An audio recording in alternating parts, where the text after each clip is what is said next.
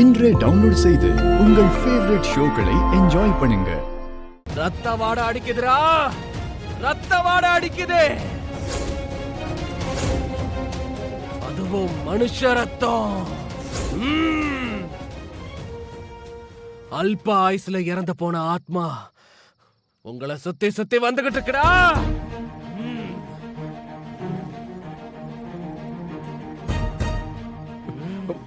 நான் சொல்றது உனக்கு புரியுதா?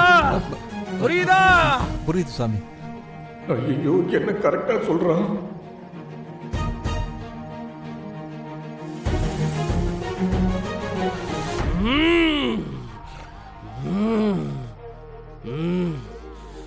பொண்ணுக்கு, இந்த பொண்ணுக்கு கல்யாணம் பண்ண போறீங்களா?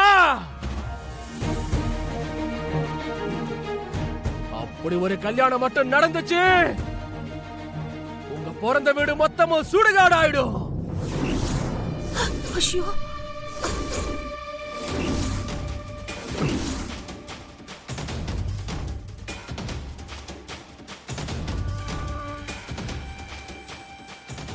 என்ன இவன் என்னென்னமா சொல்றான்? ஆனா சொல்றது எல்லாமே கரெக்டா இருக்கே. ஒருவேளை உண்மையிலேயே சாமி வந்துருச்சோ? செத்து போன அந்த ஆத்மா இன்னும் உங்களை மன்னிக்கலடா, மன்னிக்கல. அதுக்கான தண்டனையை நீங்க அத்தனை பேரும் அனுபவிச்சே தீருவீங்க, அத்தனை பேரும் அனுபவிச்சே தீருவீங்க. இவன் உண்மையிலேயே சாமி வந்தாடுறானா? பூசாரி, பூசாரி, ஏதாவது பரிகாரம் கேட்டு சொல்லுங்க. கேக்குறேன், கொஞ்சம் பொறுமையா இருங்க, கேக்குறேன். ஆத்தா, அவங்களுக்கு பரிகாரம் ஏதாவது இருந்தா சொல்லு ஆத்தா. பாவத்தை செஞ்சவனுக்கு எதிரா பரிகாரம்? ஐயோ, என்னது? என்ன இப்படி சொல்றான்? ஒன்னும் புரியலையே. ஏய், உங்க குடும்பத்துல இருக்கிற நகை, பணம், பத்திரம் அத்தனையும் கொண்டு வந்து என் காலடியில வைங்கடா. அதுல பாவக்கரை படிஞ்சிருக்கு. நான் வேட்டை முடிஞ்சு வரும்போது ஒரு காவு விழுகும், உளுந்தே தீரும்.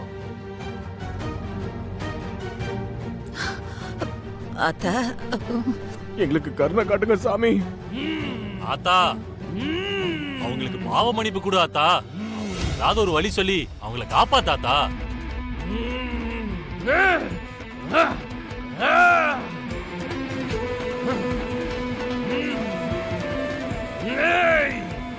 இந்த வீட்டு ஆம்பளைங்க இந்த கோயில்ல முறையா 3 பரிகாரம் செய்யணும்.